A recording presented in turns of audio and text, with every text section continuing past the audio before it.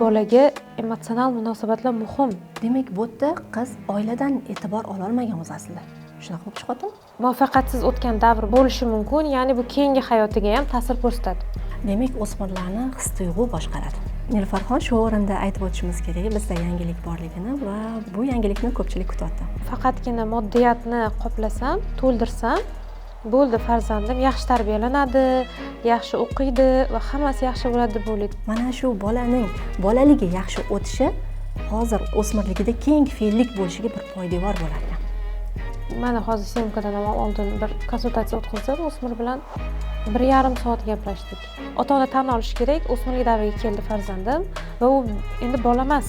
Biz yaqin kunlarda o'smirlar uchun maxsus bir kurs loyihasini ishlab chiqdik. Hali bu sotuvda emas.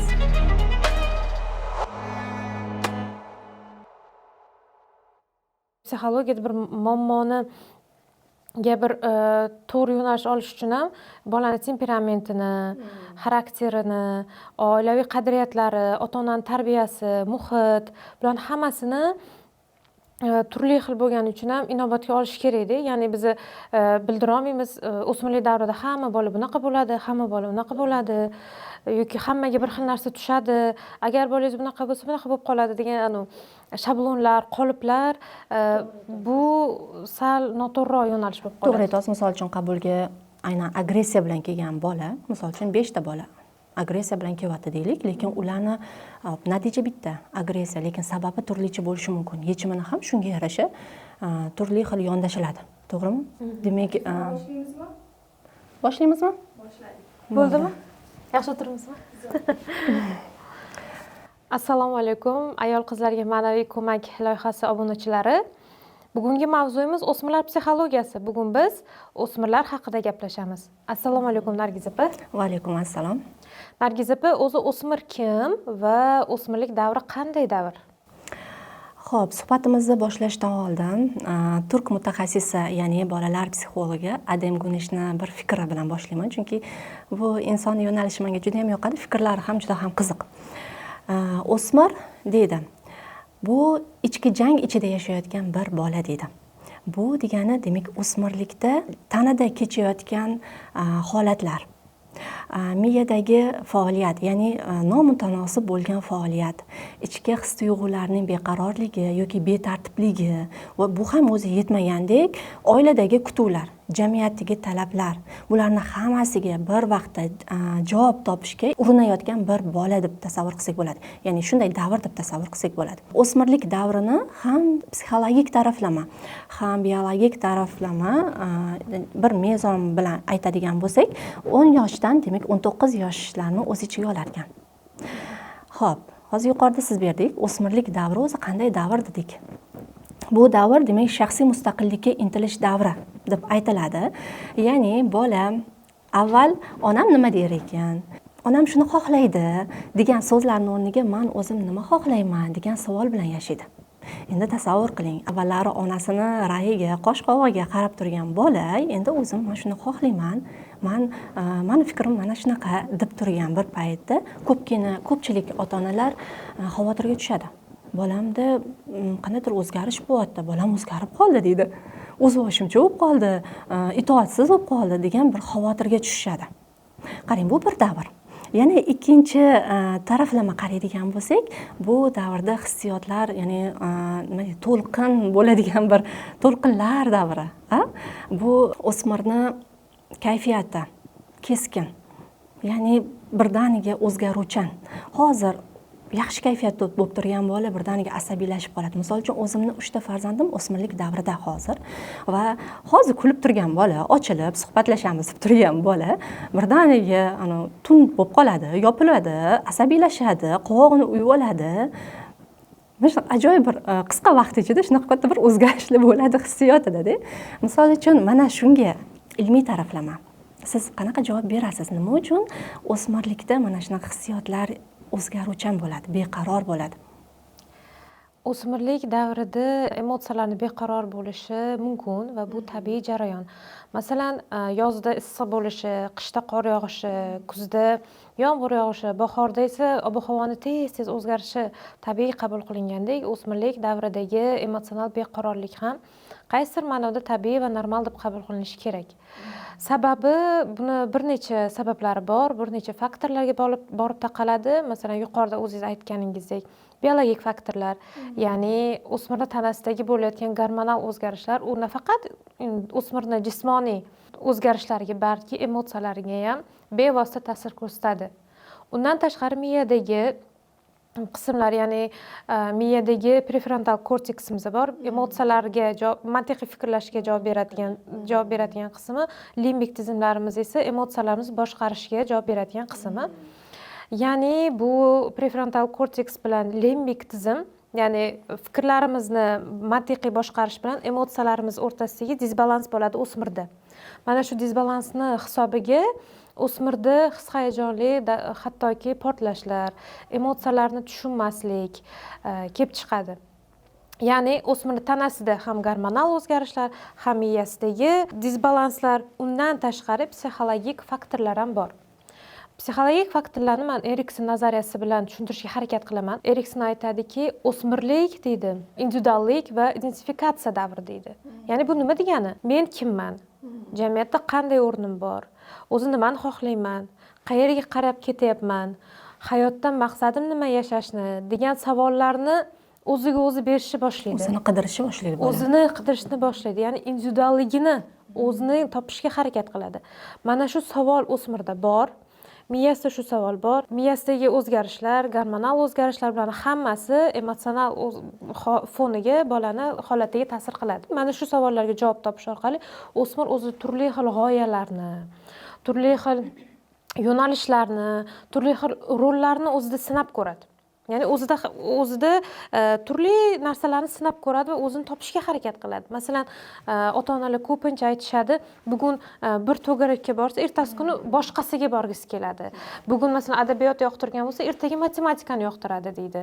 Yoki aytishimiz mumkin, bugun boshqa o'qituvchilik kasbini tanlagan bo'lsa, ertaga uchuvchi bo'laman deydi. Bu nimadan dalolat deydigan bo'lsak, bu avvalo o'smirlik davrida tabiiy holat deb qabul qilish kerak. Sababi boya aytganimdek, men kimman degan savolga javob qidirish vaqtida o'smirda turli xil yo'nalishlarni, turli kasblarni sinab ko'rish davri bo'ladi. Ana shu davrda muvaffaqiyatli o'tish va keyingi davrga, yetuklik davriga mustahkamlanish, identifikatsiyalash bo'ladi. Agar o'smir bu davrda o'zini topa olmasa, o'zini yo'lini aniqlay olmasa, bu muvaffaqiyatsiz o'tgan davr bo'lishi mumkin, ya'ni bu keyingi hayotiga ham ta'sir ko'rsatadi. Demak, o'smirlarni his-tuyg'u boshqaradi. O'smirlar hali his-tuyg'uni to'liq boshqara olmaydi, shuning uchun ham qiynaladi. O'smir o'zini o'zi tushunmayotgan vaqtida, o'zining savollariga javob bera olmayotgan vaqtida ota-onani yordami, ota-onani ko'magi bu davrda muhim hisoblanadi. Ha, to'g'ri aytdingiz. Hozir siz izoh berayotganingizda o'zimni 11 yoshli o'g'lim hayolimga keldi. Mani sportga olib boring, futbolga olib boring deb turib oldi. Bo'ldi, mana shu mani nima deydi? Meniki bu sport. Bo'ldi, shunga olib boring deb turib oldi. Olib bordik, endi shunaqa zo'r ishtiyoq bilan formula sotib oldik. Bilasizmi, 2 kunga yetdi. 2 kundan keyin oyijon, nimagadir yoqmadi dedi. Endi bunaqa o'zgartirishlar endi sanog'i yo'q. Albatta bunaqa vaziyatda sabr qilib, endi tushunish holat ekan. O'smirlik davrida bizda, ya'ni bolani ehtiyojlari bor, ya'ni yetaklik tinglanilishga, qabul qilinilishga, tan olinilishga bo'lgan ehtiyojlari bor. O'zi aslida bu ehtiyoj har bitta insonda bor, har bitta yosh davrida bor, lekin aynan o'smirlik davrida bu juda ham yuqori bo'ladi. Bola o'z oilasidan, o'z ota-onasidan mana shu munosabatni kutadi, ya'ni mana shu ehtiyojini qondirishni kutadi. Lekin shu kutuvlar bo'lmasa, demak bolada isyonkorlik ko'tariladi.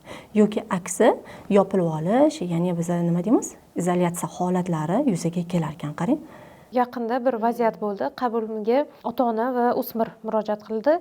O'smir birdaniga o'zgarib qolgan. Ya'ni boya aytganingizdek, sotsial izolyatsiya bo'lgan. Maktabga borgisi kelmaydi. Xonasidan chiqmaydi, hattoki ko'chaga ham chiqmaydi, qarindosh urug'nikiga ham bormaydi, do'stlari bilan umuman muloqotda munosabat uzgan.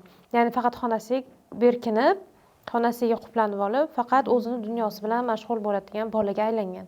Asli u bolani temperamenti va xarakter tipiga ko'ra ekstravert bola birdaniga o'zgarib qolganligi va o'zini fikrlarini, o'zida nima bo'layotgan muammolarini ota-onasi bilan umuman suhbatlashishni xohlamagan. Ota-ona hayron. Bu holat ota-onani tashvishga solayotganligi sababli kelishdi, gaplashdik va bolada konsultatsiya davomida aniqlandi, bolada maktabda bulling. Ya'ni bolani tahqirlash, bolani alohida ajratib qo'yish, bu bolani psixikasiga salbiy ta'sirini ko'rsatyapti va bulling holati bolani xulq-atvoriga ta'sir qilgan. Mana shu holatni aniqlagandan keyin ota-ona bilan gaplashdik va ota-ona yechim sifatida o'zlari xulosa qilishdi, boshqa maktabga, boshqa sinfga olish. Undan keyin bola yangi maktabga moslashdi, yangi guruhga, yangi sinfga moslashdi va bu sotsial izolyatsiya jarayonidan muvaffaqiyatli o'tdi. Demak, Bu maktabni bitta almashtirish bilan emotsional holatni, xulq-atvorni o'zgarishi, ya'ni bunday muammolar bo'layotganda o'zi aslida eng yaxshi bir samarali usullardan bittasi o'smir bilan ota-ona ochiq va samimiy munosabat o'rnata olishi. Ya'ni o'smir bilan gaplashish kerak.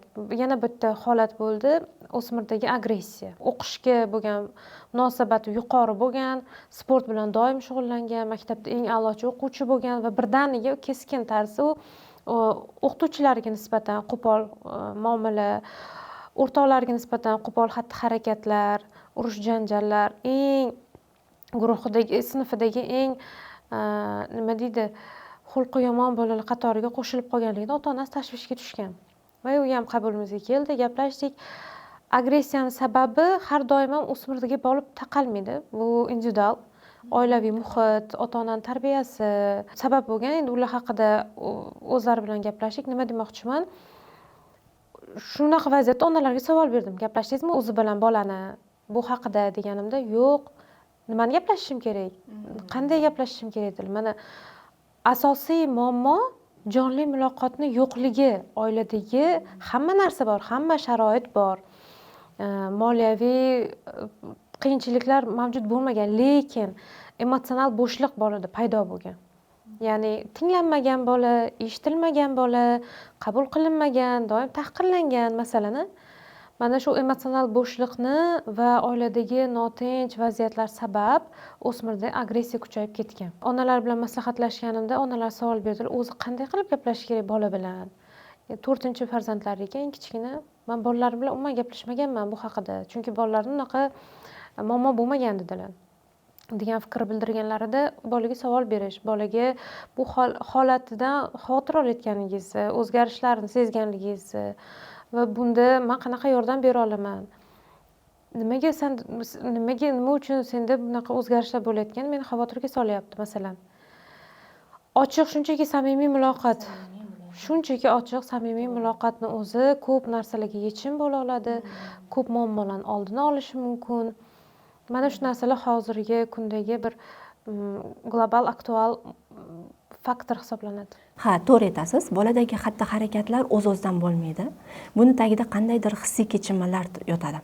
O'zi insonning hissiy kechinmalariga qanchalik qattiq tegilgan sayin insonning xarakteri ham o'zgaradi. Sizga savol-da, insonni eng erkin davri qaysi davr? Bolalik. Ha, bolalik davri. Agar bola tinglanilmasa, yoki keling, bolani tinglaydigan inson bor. Bolani erkalatadigan inson bor. Bolani erkaligini ko'taradigan inson bor. Mehr beradigan inson bor deylik-a. Mana shu bolaning bolaligi yaxshi o'tishi hozir o'smirligida keng fe'llik bo'lishiga bir poydevor bo'lar ekan. Bola deganingizga qo'shimcha qilmoqchiman. Bu davrda mustaqillikka intiladi dediga, o'smirlik krizisi boshlanadi va bu tabiiy holat deb qabul qilinishi kerak aslida. To'g'ri. Ya'ni his-hayajonli portlashlar, mustaqillikka intilish, men borman, meni fikrim, meni qarorim deyishni bola boshlaydi. Lekin mana shu davrda ota-ona va farzand o'rtasidagi nizolar boshlanadi. Nima uchun deganda, bola o'zini endi bola emas, katta deb hisoblashni boshlaydi. Lekin ota-ona unga bola sifatida qaraydi. Bu hali kichkina, buni hali fikri yo'q, bu hali to'g'ri qaror qabul qila olmaydi, bu hali o'zini o'zi eplay olmaydi. Bu hali bola degan tushuncha ota-onada bor. Lekin bola o'zini endi bola emasligini tan olib, boshqalarga ham tan oldirtiradigan davr. O'smirlikni nimaga o'xshataman oddiy tushuntiradigan bo'lsak, bir tomonda bolalik bo'ladigan bo'lsa, bir tomonda katta yetuklik davri. Mana shu o'rtadagi ko'prik o'smirlik davri bo'ladi. O'smirlik davrini krizislari bo'ladi. Mana shu bir ko'prikdan o'tayotganda bir odam bitta qalqiydi-ku, yoki boshingiz aylanishi mumkin masalani. Mana shu krizis davridan sog'lom chiqolganda, yetuklik davrida yetuklik krizislari va boshqa hayotiy muammolari, qadriyatlari nisbatan ancha oson bo'ladi. To'g'ri. Chunki ko'prik mustahkam va sog'lom munosabatlarga asoslangan holda qurilgan bo'ladi. Mana shu davrda o'smirga nisbatan ota-ona endi bola emas, endi yetuklikka qadam qo'yayotgan bir davrdagi shaxs sifatida ko'rganda bolani tushunish osonroq bo'ladi. Ya'ni bola va ota-ona o'rtasidagi nizolar nisbatan kamayadi. Ya'ni o'smir o'zini kattalar hayotiga kirayotgan bir inson sifatida o'zini ko'rsa, ota-ona ham xuddi shunaqa qilib munosabat bildirsa, oradagi tushunmovchiliklar, nizolar nisbatan yengilroq bo'ladi. Masalan, tarixdan olib qaraydigan bo'lsak, aynan 14-15 yoshlik davrda butun boshli mamlakatda topshirilgan boshqaruvni. Tasavvur qiling, 14-15 yosh. Hozir biz 14-15 yosh nima deymiz? Biz hali bola deymiz, hali bola, hali qo'lidan hech narsa kelmaydi, hali buni fikri yo'q. Bu hali nima xohlashini bilmaydi deymiz. Lekin asli bola nima xohlashini o'rganayotganligi uchun o'zini shunaqa tutadi. Chunki o'zi kimligini bilmaydi, qanday qiziqishlar borligini bilmaydi, qanday qadriyatlari borligini va bundan keyingi hayotini qanday bir hayot yo'lini qandayligini bilmaydigan davr hisoblanadi o'smirlik davri. Ham mutaxassis sifatida, ham o'smirlarni tarbiya qilayotgan ona sifatida fikringizni bilmoqchi edim. Ota-ona va farzand o'rtasida qanday munosabat bo'lishi kerak? Do'stonami yoki chegarada bo'lishi kerakmi? Ha, juda ham o'rinli savol. Ota-ona bilan farzand o'rtasidagi munosabat albatta do'stona bo'lishi kerak. Do'stona munosabat qurish kerak, lekin shu bilan birgalikda sog'lom chegara bilan. Do'stona munosabat o'zi nima uchun kerak deganda biz bemalol ayta olamiz. Bu do'stona munosabat bu ishonch poydevori. Har bitta munosabatning tagida ishonch yotibdi. Ishonch yo'q ekan, demak sog'lom munosabat yo'q degani. Shu o'rinda oilaviy munosabatlar bo'yicha mutaxassis Jon Gottmanning ajoyib bir fikri bor. Haqiqiy bog'lanish tinglash bilan, deydi, tushunish bilan, his qilish bilan va hurmat bilan yuzaga keladi deydi. Farzandimizni tushunmasak, his qilmasak, anglamasak kechinmalarini, biz mana shu tushunmagan, bilmagan holatda uni tarbiya qilmoqchi bo'lamiz. Tasavvur qilasizmi? Buni men zirhlangan qasrga o'xshataman.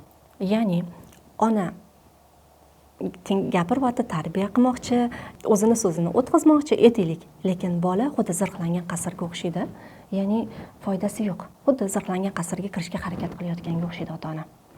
Buni foydasi yo'q. Lekin faqat do'stona munosabat yetarli emas, demak bizga sog'lom chegara ham kerak. Chunki bola hali tajribaga ega emas. Unga yo'l yo'riq, tartib, ko'rsatmalar kerak. Buni mana shu sog'lom chegara qo'yish bilan amalga oshiriladi. Bir mutaxassisni, hozir ismlari yodimdan ko'tarildi. Bir mutaxassisni mana shunaqa ajoyib bir so'zi bor edi. Sog'lom chegara bu jazolash bilan emas.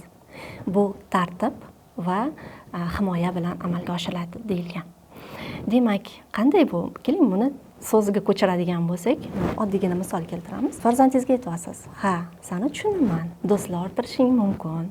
Do'stlaring bilan sayr qilishing, vaqt o'tkazishing mumkin, lekin soat 9 gacha uyda bo'lishing kerak. Bu bizning oilaviy qoidamiz." Misol uchun mana bu sog'lom chegara qo'yish degani. Uni hurmat qilyapsiz, uni e'tirof etyapsiz va sekin o'zingizni talabingizni qo'yyapsiz. Va yana bo'lishi mumkin. Bizni mana 3 ta yuqorida aytdim, 3 ta farzandim o'smirlik davrida. Orada urushlar chiqadi, bir-birini tushunmovchiliklar chiqadi. Buni o'zingiz ham tushunasiz. Bunda nima deymiz? Ha, tushunaman seni deyman. Tushunaman, jahling chiqdi. Haqqing bor jahling chiqishga. Jahling chiqishga, emotsiyalaring buni bog'lab turib bo'lmaydi, tushunaman. Lekin kimnidir shaxsiyatiga tegishga men yo'l qo'ymayman. Mana bu sog'lom chegara qo'yish. Bir misol keltirdim albatta. Demak, Nargiz opa o'smir bilan munosabatda do'stona bo'lgan munosabatda o'smirni tinglashimiz, tushunishimiz va muloqot davomida o'smirni tahqirlamaslik kerak. Albatta. Tahqirlamaslik, yerga urmaslik kerak. Taqqoslamaslik. Taqqoslamaslik, Judayam masalan, ko'p bo'ladi, qara qo'shni bolasiga, masalan, yoki o'rtog'ingga qara, yoki xolangni bolasiga qara degan oddiy Kimni topsak taqqoslaymiz. kimni, hattoki bu yaqinda konsultatsiya davomida ham bir o'smir bilan suhbat davomida o'smirlarni fikrini o'rganganimda, o'smirlik davridagi krizisda o'smir o'zini shundoq ham boshqalar bilan taqqoslaydi. Bu tabiiy jarayon, ya'ni o'smir aytyapti-da fikrida, u o'rtog'imda bunaqa, bu o'rtog'imda bunaqa. O'zini ham tashqi ko'rinishini taqqoslaydi, ham oilaviy holatini, hattoki moliyaviy holatini ham hozir o'smirlar orasida bir-biri bilan solishtirish, taqqoslash bor. O'smir o'zi hali o'zini topolmayapti. Gormonal o'zgarishlar, miyadagi o'zgarishlar, o'smirda juda katta bir qo'zg'alish davri bo'layotgan vaqtda ota-ona unga yana bitta bosim, yana bitta yuk beradi. Ya'ni taqqoslaydi, yerga uradi, o'ziniki yetmagandek. Va mana shu davrdan keyin o'smir keskin holatlarida, emotsiyalarida, xulq-atvorida o'zgarishlar kuzatilishi boshlanadi. Ota-onalar nima deydi? Bolam o'zgarib qoldi. Hayronman. Unaqa emas edi oldin. Nima qilishga hayronman. Ota-onalarning fikri shu. Lekin farzand bilan, o'smir bilan gaplashganimda, juda 5 yil davomida gaplashganimda, o'smirlar bilan asosan ishlaganimda, ular ularni asosiy shikoyati hech kim meni tushunmaydi, hech kim meni eshitmaydi, men hech kimga kerak emasman, men bilan vaqt o'tkazadigan odam yo'q deydi. Mana hozir syomkadan oldin bir konsultatsiya o'tkazdim, o'smir bilan 1,5 soat gaplashdik. Ya'ni muloqot davomida tingladik, aktiv tinglash bo'ldi. Yo'naltiruvchi savollar berdi va uni muammosi asosan ota-ona bilan bog'liq muammolar munosabatlarida. Nima demoqchiman? Shunchaki shunchaki tinglaganda tahqirlamasdan, yerga urmasdan, kamsitmasdan, chunki bu o'smirni xotirasida butun umrlik qoladi. Bundan tashqari emotsional holatiga, boshqalar bilan munosabatlariga kirishayotganda doimiy tahqirlangan bola, doimiy gap eshitgan, doimiy solishtirilgan bola bilan sog'lom munosabatlarda katta bo'lgan bolani o'rtasida ancha farq bor. To'g'ri aytasiz. Boyagi yuqoridagi mavzuyimni yakunlab qo'ymoqchi edim. Ya'ni o'sha aytdik, biza chegara, sog'lom chegara va do'stona munosabat dedik. Shuni bir o'xshatish bilan keltirmoqchiman. Mana tasavvur qiling. Mana bu oq qog'oz.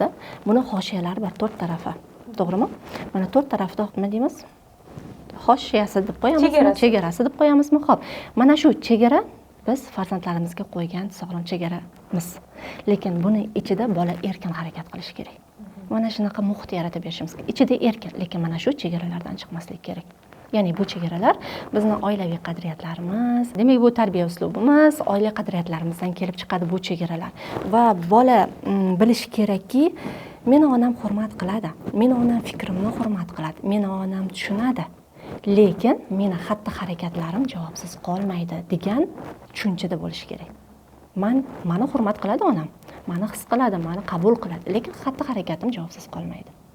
Ko'ryapsizmi, o'rta me'yorlik deydimi? Nima deydi? Mana shunaqa. O'smirlik krizisi dedik-a. Demak, o'smirlik krizisidan sog'lom o'smirlik krizisi har bitta o'smirda bo'lishi tabiiy va bo'lishi kerak bo'lgan. Sababi biz bitta davrdan o'tayotgan, bir davr tugab ikkinchi davrga o'tayotganda o'sha yosh davrlar krizis deyiladi. Krizislar bo'ladi va bu mutlaqo tabiiy jarayon deb qabul qilinishi kerak. Mana shu o'smirlik krizisidan o'tgandan keyin keyingi yetuklik bosqichiga o'tiladi. Nilfarxon, shu o'rinda aytib o'tishimiz kerak, bizda yangilik borligini va bu yangilikni ko'pchilik kutyapti. Ko'pchilik ota-onalar kutyapti. Biz yaqin kunlarda o'smirlar uchun maxsus bir kurs loyihasini ishlab chiqdik. Hali bu sotuvda emas va iltimos mana shu haqida siz to'liqroq bir ma'lumot bersangiz. Bu kurs o'smirlar uchun maxsus seminar trening tashkil qildik. Tashkil qilishni rejalashtiryapmiz. Nima uchun? Sababi boya yuqorida berilgan ma'lumotlarga ko'ra, ya'ni o'smirning o'zini kimligini tanitish, o'smirni o'zini anglashga yordam berish, o'smirni qadriyatlarini, o'smirni qiziqish va qobiliyatlarini aniqlab, qiziqish va qobiliyatlariga ko'ra kasb tanlashga yo'naltirish. Undan tashqari tengdoshlari bilan muloqot qilish orqali shaxslararo munosabatlarni sog'lom va to'g'ri munosabat o'rnatishlar ko'nikmalarni shakllantirishga yordam berish. Undan tashqari o'smir va ota-ona o'rtasidagi munosabatlar tahlili bo'ladi. U yerda har xil texnikalar bo'ladi. U psixologik maxsus testlar yordamida o'smirni temperamenti, xarakteri, qiziqishlari, qobiliyatlari, ya'ni o'zini individualligini aniqlaydi. Va bu individuallik yordamida o'smir o'zini yo'nalishini, o'zini maqsadlarini, o'zini qiziqishlarini, o'zini qobiliyatlarini ochishga yordam beradi. O'smir o'zini o'zi topadi. Va bu qancha erta topilsa, ya'ni qancha o'smir o'zini men kimman degan savoliga javob topsa, hayot yo'lini aniqlash va mana shu aniqlangan qadriyatlar, qiziqishlar, qobiliyatlariga ko'ra yashashni o'rganadi.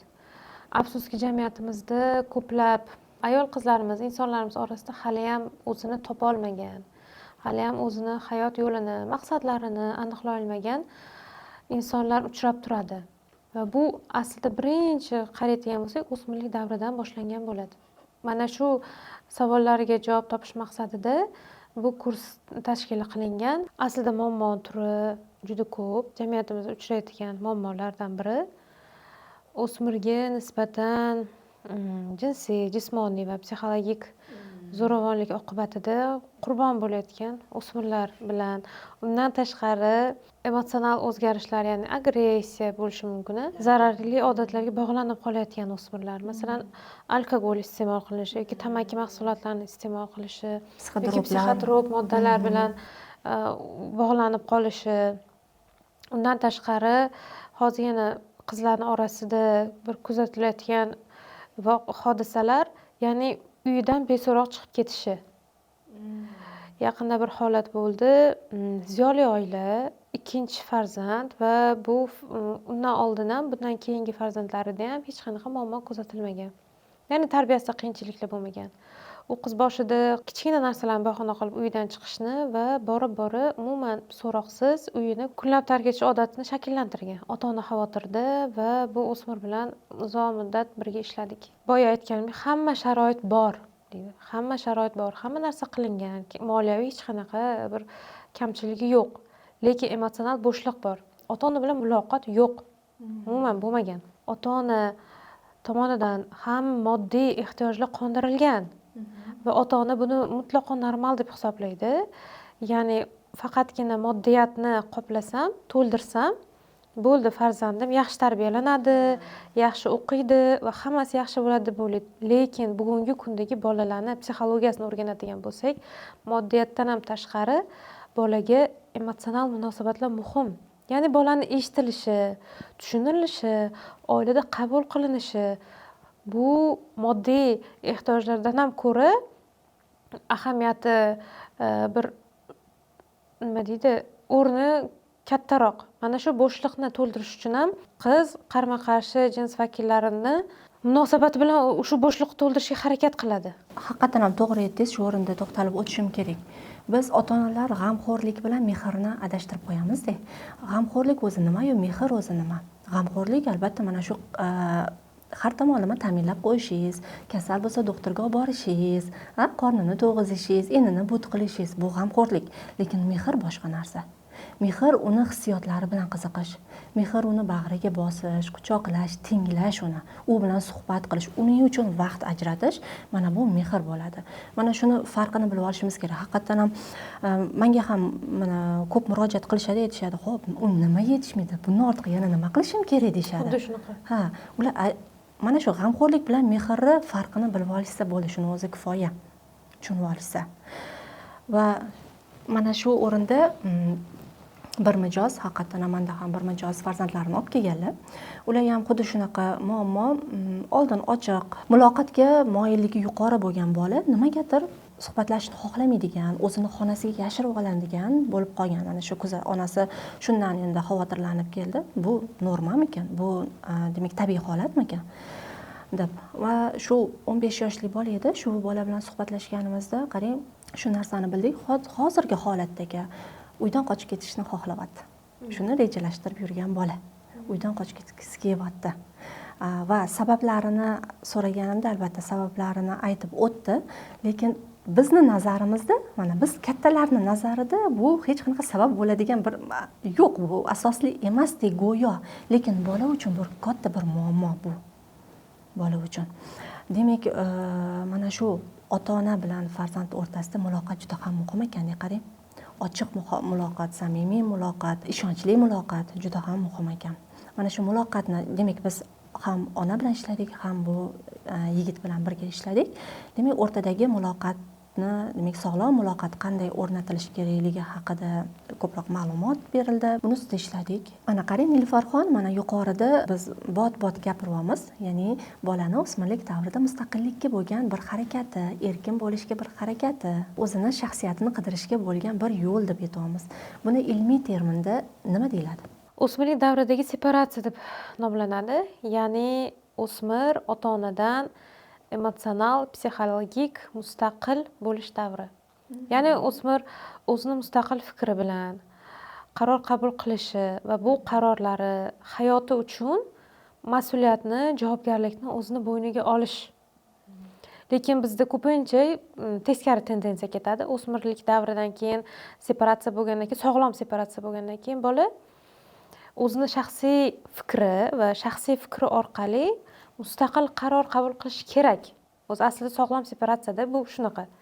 Ya'ni ota-onaga to'liq fikriga qaram bo'lib qolmasdan va ota-onaga to'liq isyon ham qilmasdan, ota-onani fikrini eshitib, analiz sintez qilib, lekin oxirgi qarorni o'zi qaror qabul qilib, mana shu qaror oqibatida xatti-harakatlanishi bu sog'lom separatsiya. Lekin boyaga aytganimdek teskari tendensiya ketadi. O'smirlik davrigacha ota-ona o'z holiga tashlaydi bolani. Ko'pincha o'smirlik davri inqirozi paydo bo'lgandan keyin ota-ona o'smirni nihoyatda qattiq bosimda, nihoyatda ortiqcha nazoratda ushlashga harakat qiladi.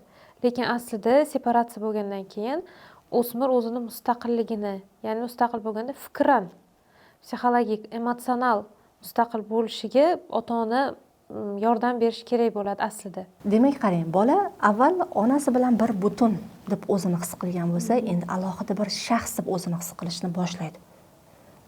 Bu tabiiy kechadigan jarayon. Bu fikrlarida, bu qarorlarida, bu hattoki xohish istaklarida, dunyo qarashlarida ko'rinadi. Avval aytganingizdek, mana shu ko'ylakni kiygin degan bolangizga, "Xo'p bo'ladi" deb kiyib ketgan bola "Yo'q" deydi. "Yo'q, hozir men mana shu ko'ylakni kiyishni xohlayman. Yo'q, men buni yoki umuman sochim boshqacha turmay qilmoqchiman" deydi. Hozir shu o'rinda o'zimni 19 yoshga qarab ketayotgan farzandim ko'z oldimga kelyapti. Sochimizni o'stiryapmiz. Nima deysiz bunga deydi. Mana sochini o'stiryapti. Biz uchun bu g'ayrioddiy. Biz ota-onalar uchun, turmush o'rtog'im uchun ham, men uchun ham bu g'ayrioddiy. Lekin nima, biz endi tushunamiz buni. Separatsiya davri, bola o'zligini qidiryapti. Buni tushunamiz, lekin har safar qilamizda ko'rganda. Bu aytganingizdek sog'lom chegaralarni o'rtasida erkin harakat qilish uchun sharoit yaratib berish o'smirni o'zini topishiga, shaxsiyatini shakllanishiga, ya'ni sog'lom separatsiya bo'lishiga sabab bo'ladi. Sog'lom separatsiya bizga nima beradi deganda, asli insonni keyingi hayotiga juda katta ta'sirini qiladi. Ya'ni shaxs sifatida o'zini topgandan keyin o'zi mustaqil qaror qabul qiladi. Ya'ni qaysi kasbni tanlashi, qaysi yo'nalishni tanlashi va hayot yo'lini o'zi belgilay olishi va bu belgilayotgan adashib qolmasligi uchun yordam beradi. Ya'ni men buni xohlayman, menga bu yoqadi.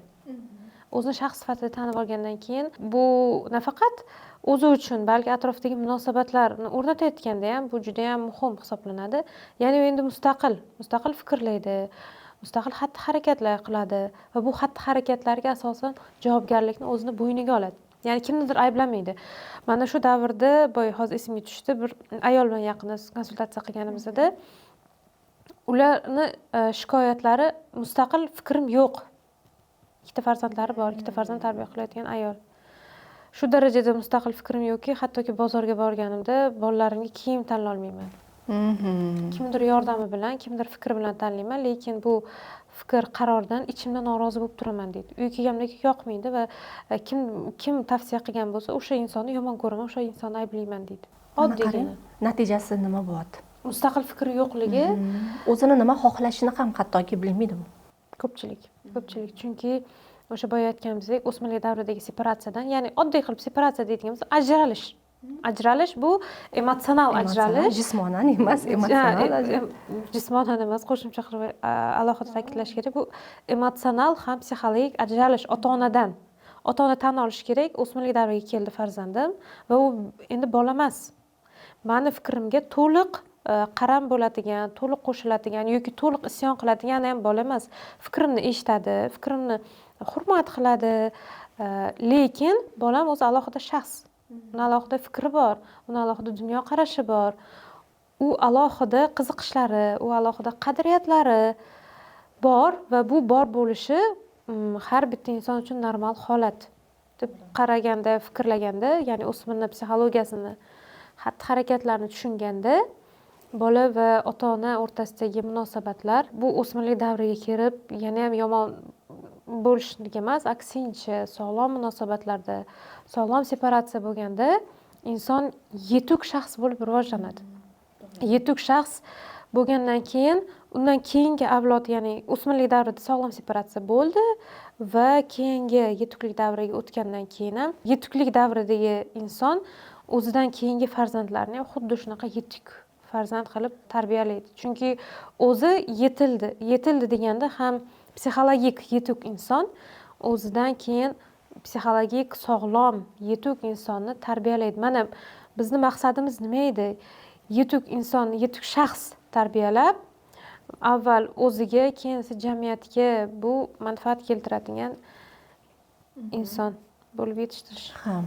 Avval uning uchun ota-ona o'zi yetuklik pozitsiyasida bo'lishi kerak. Shu o'rinda aytib o'tishim kerakki, britaniyalik bolalar psixoanalitiki Donald Winnicott aytadiki, yaxshi ona bola undan xotirjam ajrala oladigan onadir deb ta'rif bergan. Haqiqatdan ham bu separatsiya davrini biz ota-onalar yaxshi tushunib olishimiz kerak farzandlarimizning kelajagi uchun. Chunki bu kelajakka yaxshigina ta'sir o'tkazadi. Agar sog'lom separatsiya kechmasa, bolada sog'lom separatsiya bo'lmasa, shu siz aytganingizdek bola mustaqil qaror qabul qila olmaydigan, o'zini fikrini bildira olmaydigan, o'ta itoatkor yoki o'ta isyonkor bo'lib qolishi mumkin. Xo'p, itoatkorlik biz onalar uchun balki yaxshidir. Yonimizda ko'zimizga qarab, qosh ko'zimizga qarab, "Xo'p bo'ladi, onajon" deb turishi bir yaxshidir balki. Lekin jamiyatga chiqadi-ku bu bola. Yigitlarimiz, o'g'limiz jamiyatga chiqadi. Ertaga jamiyatda hammani qosh ko'ziga qarab turish bu qanaqa holatda? Va shu bilan birgalikda aytdik, isyonkorlik yuzaga keladi. Yolg'on gapirish yuzaga keladi, yashirishlar yuzaga keladi. Va bilasizmi, munosabatlarga kirishda ham mana shu separatsiya agar noto'g'ri ketgan bo'lsa, nosog'lom holatda bo'lgan bo'lsa, hatto munosabatlarga ham yaxshigina ta'sir qilar ekan. Misol uchun qizimizda mana shu holat bo'ldi deylik, turmushga bersak, ya'ni turmush o'rtog'iga nisbatan o'ta qaramlik munosabatga kirishishi mumkin. Qaramlik munosabat, keyin ertaga farzandlariga nisbatan qaramlik munosabatga o'tishi mumkin. Qarang, munosabatlarga ham hattoki ta'sir qilar ekan bu narsa. Yoki yigitlarda nosog'lom separatsiya bo'lsa, kelajagiga qanday ta'sir qiladi, Nargiz opa, shu o'rinda? To'g'ri savol. Mana o'smirlik vaqtida sog'lom separatsiya bo'la olmadi, ya'ni ota-ona bilan sog'lom separatsiya bo'la olmadi yigit. Keyingi hayotiga, yetuklik davriga o'tgandan keyin bu qanaqa natija beradi? Ya'ni fikran hali ham tobe bo'ladigan bo'lsa, keyingi hayotga, keyingi davriga qanday ta'sirini ko'rsatadi? Oddiy misollar bilan tushuntirishga harakat qiling. Misol uchun oddiy misollar bilan aytsak, ertaga bu yigit turmush qursa, oilali bo'lsa, farzandlari bo'lsa, farzandlarining mas'uliyatini, oilasini mas'uliyatini, ayolini, turmush o'rtog'ining mas'uliyatini bo'yniga olishdan qo'rqadi. Qaror qabul qilishdan qo'rqadi. O'zi, demak, oilasida qandaydir muammo bo'lsa, hal qila olmaydi bu odam. Bu yigit bu narsani yoki qochish qiladi oiladan, yoki qochadi oiladan, yoki kimnidir ro'kach qiladi, yo ota-onasini ro'kach qilib qo'yadi, ya'ni ota-onasiga yuklab qo'yadi. Demak, mas'uliyatni o'zini bo'yniga olmaydi. Ota sifatida ham, er sifatida ham, kerak bo'lsa o'g'il sifatida ham. Qarang, o'zi mehr degani bu har doim farzandingizni yonida turish degani emas. Kerak bo'lsa, kerak paytda uni yolg'iz qo'yish ham, ya'ni yonidan ketish ham kerak degani. mana mehr kerakli joyda kerakli paytda bo'lish degani. Demak, har doim yonida turib, qarorlariga ham, muammolariga ham aralashish degani emasda. Mana separatsiya sog'lom o'tishi uchun ham bunga e'tibor berishimiz kerak. Nargiza opa hozir yuqorida o'smirlik psixologiyasi haqida, o'smirlar davri haqida, o'smir o'zi kimligi haqida gaplashdiki, endi shu o'rinda savol paydo bo'ladi, tabiiy. Bu o'smirlik krizisi bor ekan, o'smirda muammo bo'lishi tabiiy ekan, lekin shu muammolardan, shu o'smirlik krizisidan sog'lom va osonroq o'tish uchun ota-onalar va atrofidagi o'smirning atrofidagilar qanday munosabatda bo'lishi kerak? Ota-onalar avvalambor tushunuvchi, qo'llab-quvvatlovchi va xotirjam bo'lishi kerak. Agar ota-onani o'zi ham asabiy holatda bo'lsa, bolada ham qarshilik uyg'onadi. Lekin ota-ona xotirjam bo'lsa, bolaning hissiyotlarida barqarorlik bo'ladi. Bu munosabatlarni yaqinlashishiga olib keladi. Demak, biz ayta olamiz, o'smirni boshqarish emas, uni tushunish kerak. O'smirga qarshi chiqish emas, uni yonida turib bilish kerak. Va yana bir biz ota-onalar bilishimiz kerak bo'lgan holat, o'rtadagi rishtani, demak, har bitta farzandimiz bilan o'rtadagi rishtani qura olishimiz. Har bitta farzandimiz, deyapman, bunga urg'u beraman. Sabab bizda xoh 2 ta farzand bo'ladimi, xoh 4 ta bo'ladimi, xoh 6 ta bo'ladimi, demak, har kuni har biri bilan alohida suhbatimiz bo'lishi kerak. Biz odatda umumiy bir davra qilamiz. Bu ham kerak, to'g'ri. Oilani hamjihat bo'lish uchun bu ham kerak. Ya'ni hamma farzandingiz oila yig'ilgan holatda suhbat o'tkazish ham bu ham yaxshi.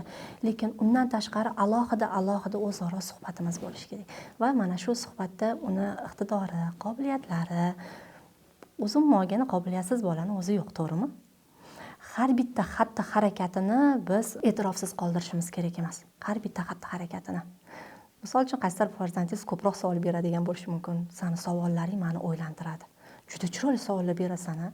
Sani juda ham yaxshi ko'raman. Katta farzandingizga aytasiz, yaxshi ham borsan, menga tirgachsan san deysiz. Misol uchun-da endi aytayman. Demak, oilada har bir farzandimiz bilan o'zaro suhbatimiz bo'lishi kerak, o'zaro his-tuyg'ularimizni erkin ayta olishimiz kerak ekan. Qarang, bu ham juda ham muhim. O'smirlar o'rtasida yana bitta holat keng odat tarqalgan desa ham bo'ladi, o'g'irlik. Ota-ona uchun bu dahshatli holat. Albatta, hech qaysi ota-ona farzandim o'g'irlik qilsin yoki birovning mulkiga tajovuz qilsin degan niyati bo'lmaydi.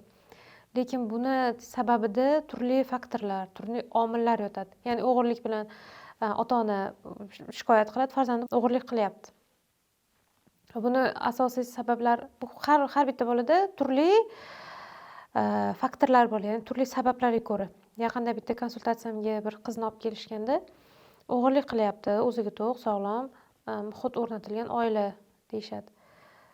Tashqaridan qaraganingizda, lekin ichkariga kirib o'rganganingizdan keyin ichiga bola bilan munosabat qilganda aniqlaganda, o'smir tengdoshlari orasida o'zini obro'sini, o'zini o'rnini topish uchun uyidan pul o'g'irlab, o'smirlar o'rtoqlariga narsa olib bergan. Ko'p kuzatiladi bu holat.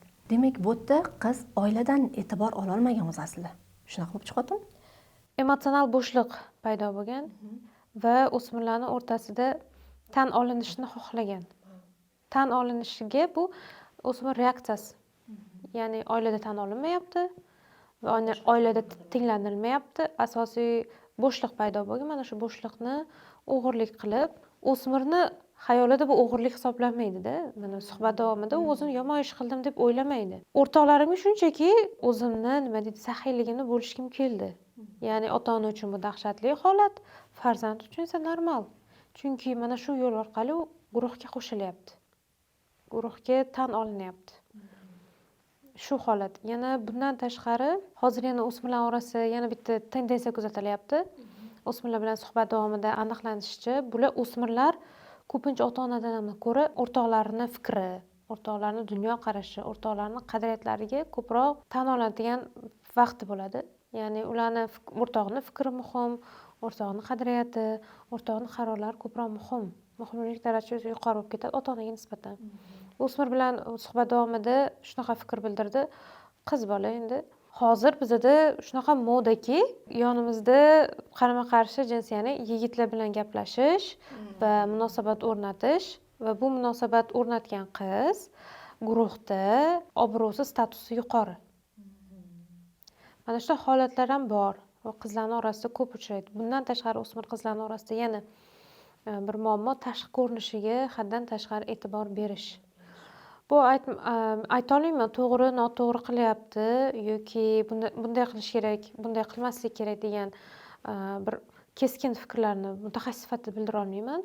Mana shu o'smirlarni orasidagi bo'layotgan hozirgi vaqtdagi aniqlanayotgan muammolar, holatlar haqida endi har kuni o'smirlar bilan ishlab yurganim uchun bu holatlar aniqlanyapti va bu holatda biz aynan aytolmayman mana shu omilga borib taqaladi, shuni yechsak yoki shunday qilsak zo'r bo'lib ketadi deyolmayman. Bu noto'g'ri ham.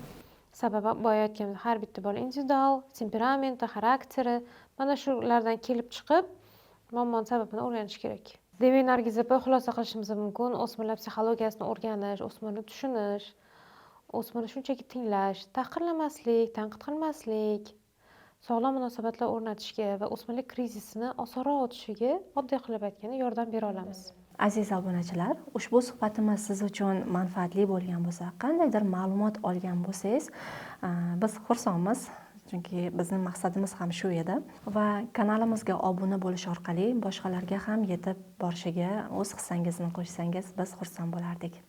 Agar suhbat davomida sizda qiziqarli fikrlar, g'oyalar yoki insaytlar yoki takliflar bo'ladigan bo'lsa, kommentariyada yozib qoldiring. Mana shu yozib qoldirilgan kommentariyalar ichida 3 ta insonnikini tanlab olinadi va bepul konsultatsiya beriladi.